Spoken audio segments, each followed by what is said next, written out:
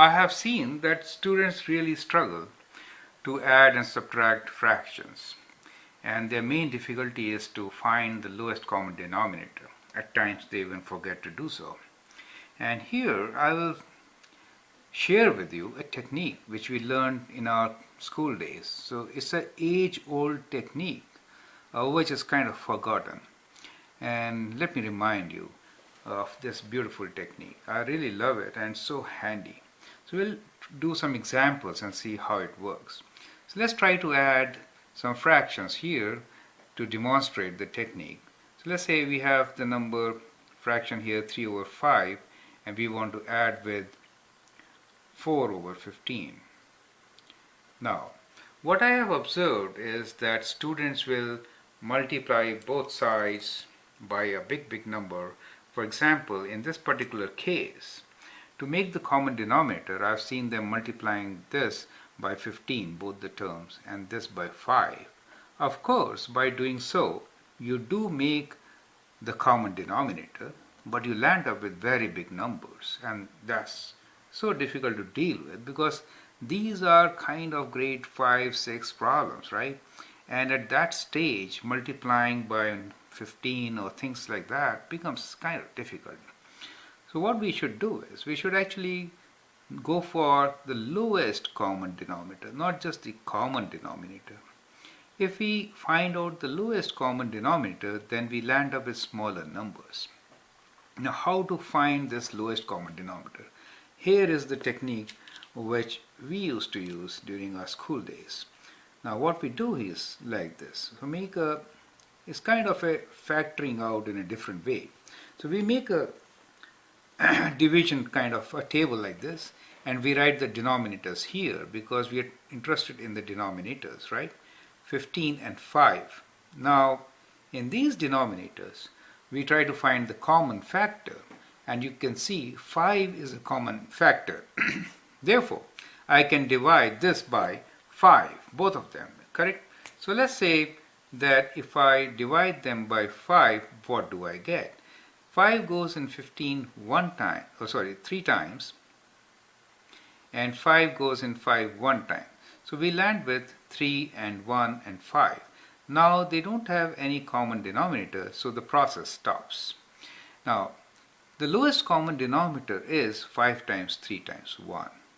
Since 1 times anything is the same number, we can say that the lowest common denominator here is 5 times 3, which is 15. So we say lowest common denominator is equals to 5 times 3, which is 15.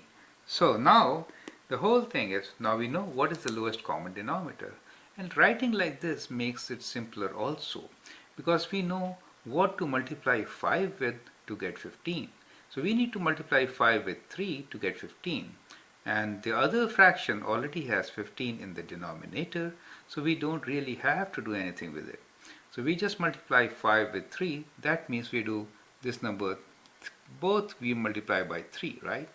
So once we do that, then we get 3 times 3 as 9 and 3 times 5 as 15, plus we already have 4 over 15. Since these fractions, so this fraction is equivalent to that fraction, right? Now, since we have the same denominators here, we can add the numerators, and numerators now become 9 plus 4 as 13 over 15, and that's our final answer for this question. Okay, let me share this technique once again with you and do some other question. Well, let me make one question here. We should do this now. 2 over, let's say 15, plus, let's say 5 over 12. Now, here again, to find out the lowest common denominator, what should we do? So we will try to factor common factors, right? I suggest don't multiply this by 12 and this by 12 and then these by 15 to make the common denominator.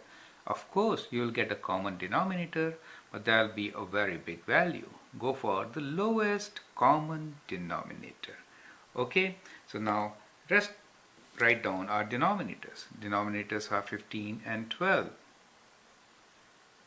Now, these could be divided by, do they have any common factors? Yes, they do. So, they have 3 as common factors. So I can divide this by 3. 3 goes into 15 by 5 times and 3 goes into 12 by 4.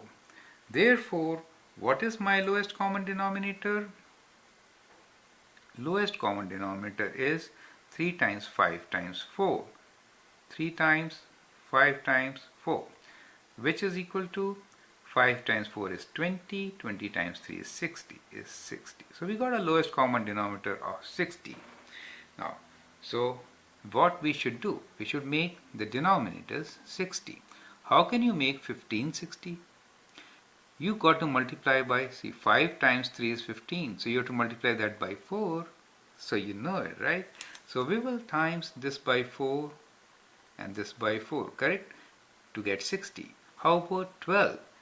4 times 3 is 12, right? What should you times that by to get 60? 5. Do you see that?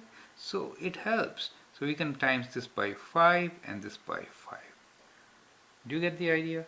1. This technique gives you the lowest common denominator in the least amount of time. Second, it also tells you what numbers to multiply so that you get your lowest common denominator. So once you do this, you can continue with your solution, okay? So 4 times 2 is 8 and 5 times 15 has to be 60, correct? Okay, plus 5 times 5 is 25 and 12 times 5 has to be 60, correct? So these two fractions are equivalent. Now since we have same denominator, we can always add the numerators. So we get 60 in the denominator. We don't add the denominators. Sometimes I've seen students even adding the denominators. That is also a mistake. Okay, you should write the common denominator as such and add the numerators. So 25, 8 is 5 plus 3. So 25 plus 5 is 30. 30 plus 3 is 33. Let me write 33. Correct? Good. Let me give you more examples. I hope you are enjoying this process of finding lowest common denominators, right? So let me write another problem for you. This time I will write 3 fractions and I'll try to add them up. Okay, now let the fractions be this: 3 over 8 plus 5 over 12. I'll introduce one minus, okay? So we'll do plus and minus together. 2 over, let's say, 3. Okay, now here I hope you remember the technique.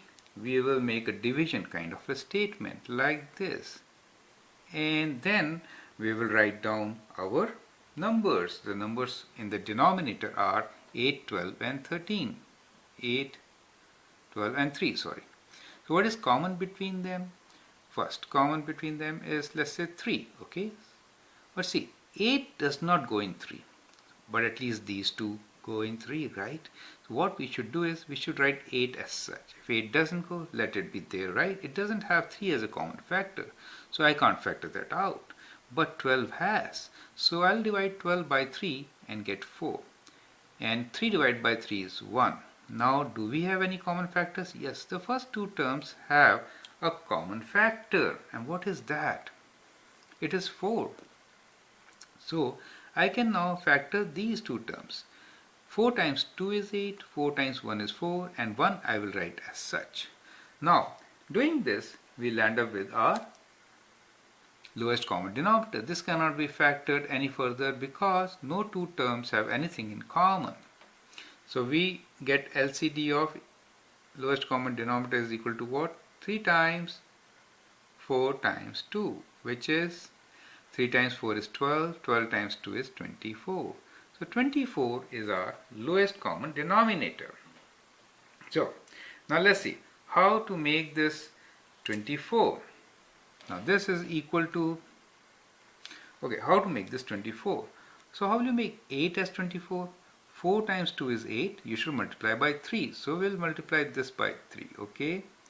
How will you make 12 as 24? 3 times 4 is 12. You need 2 times, okay? So we'll multiply this by 2, okay? And how will you make 2 over 3 as 24? I mean denominator. So 3 is already here. Multiply by 4 times 2, 8. So this gets multiplied by 8. Do you understand? So our technique also gives us the factors by which, the missing factors, which will give you the lowest common denominator. Do you appreciate that? Yes. Now let's do it. So 3 times 3 is 9. We get 9 over 8. Plus 2 times 5 is 10. So we get, 24. I keep on making mistakes. 3 times 8 is 24. So 24. 2 times 5, 10. And 2 times 12 is 24. Minus 8 times 2 is 16. And 8 times 3 is 24. Right? Next time I'll write one line and 24 in the bottom. So I don't have to repeat it. Okay? Now, let's do our arithmetic. 9 plus 10 is 19. Right? So we get 19 and then minus 16, and the common denominator is 24. We could write like this also, right? And what is 19 minus 16? It's the number 3. So 3 over 24. And can this be simplified? 3 over 24? Yes. We get 1 over.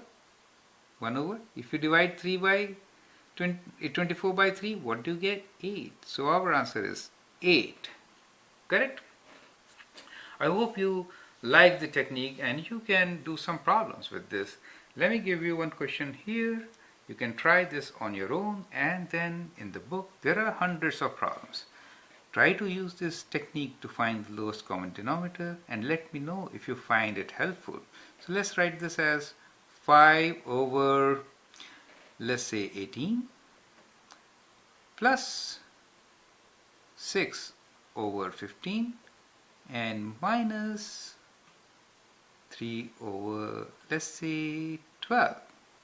So find the lowest common denominator and then do the operation, correct? See, as you saw here, it is not important for a number to divide in all of them. Even if it does in 2, it is good enough. We have simplified. If it does not divide into the third one, just write the number as such, right? Here, 3 could not divide into 8, so we wrote 8 as such. Perfect? That's how it is, right? So, it helps. Now, this is your question number 1. And write question number 2 for you. Question number 2 is 5 over 12 plus, let me write 7 over 24. And question number 3, let me write this as 6 over 15 minus 3 over 10 plus 4 over 25. You may land up with big numbers, but that's where this technique helps you most. I hope you understand the technique.